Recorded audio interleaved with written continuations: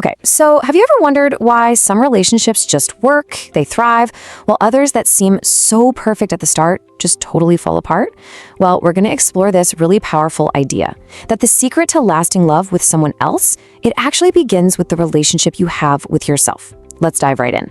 I mean, this question, it really gets right to the heart of it, doesn't it?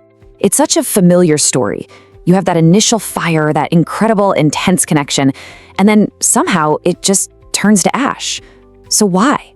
Why does this pattern seem to repeat itself over and over again in our lives? And this brings us to a pretty radical idea.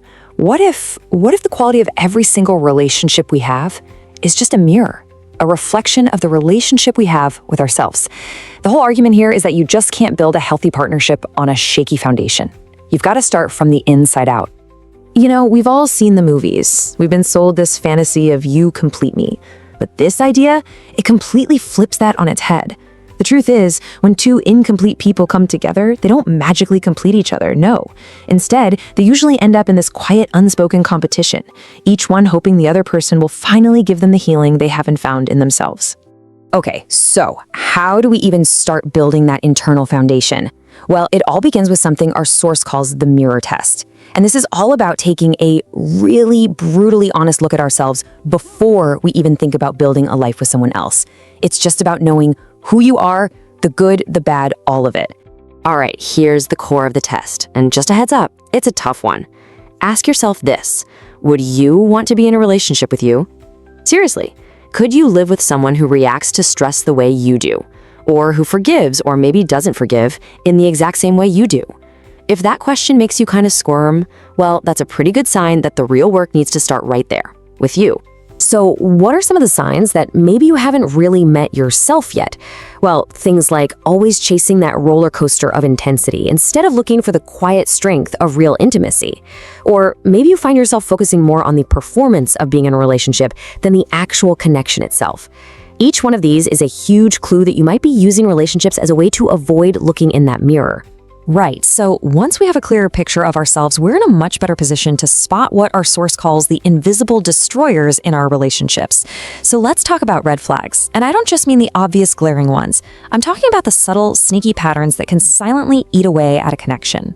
First up is something called emotional deceit. And this one is so dangerous precisely because it's so quiet.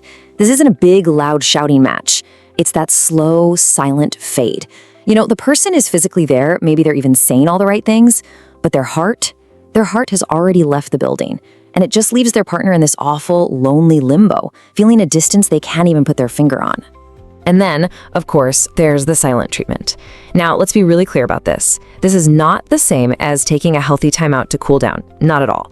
This is about weaponizing silence. It's using it as a punishment, as a control tactic that literally starves the relationship of its oxygen supply, which is communication, and just leaves the other person completely guessing in the dark. Okay, this comparison right here is so important. A lot of us are conditioned to chase that chaotic energy of intensity, and we mistake it for real passion. But a lasting partnership, it feels different. It actually feels like peace.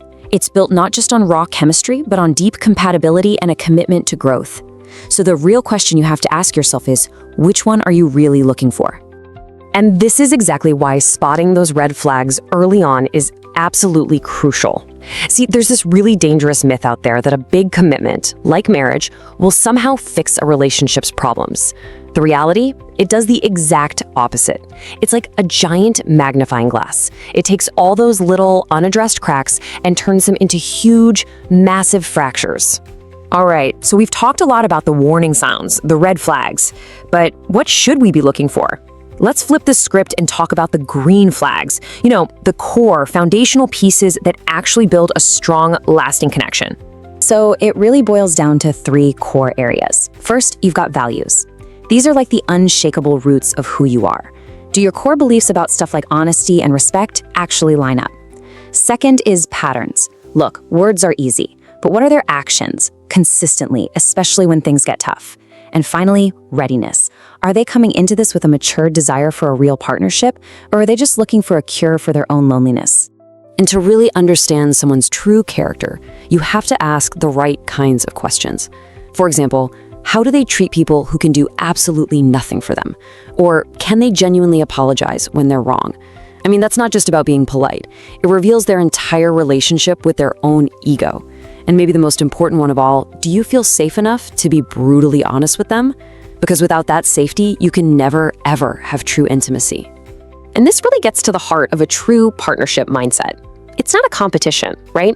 It's not about keeping score or who wins the argument. It's all about making that critical shift from me versus you to us versus the problem.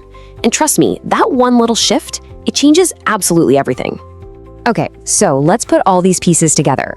Based on everything we've covered, from the mirror test to the red flags and the green flags, we can actually build a super practical checklist, a real guide to what a healthy partnership actually looks like. So this checklist really brings it all home. It starts right back where we began, with self-awareness for both partners. Then it moves into how you communicate and handle conflict. I mean, is the goal to win, or is it to understand each other? And look at the foundation of the whole thing, emotional safety. That feeling that you can be completely vulnerably yourself without any fear of being judged or ridiculed. That is the ultimate green flag. You know, this really reframes the whole point of a relationship, doesn't it? The goal isn't just to find someone who makes your life fun or pretty.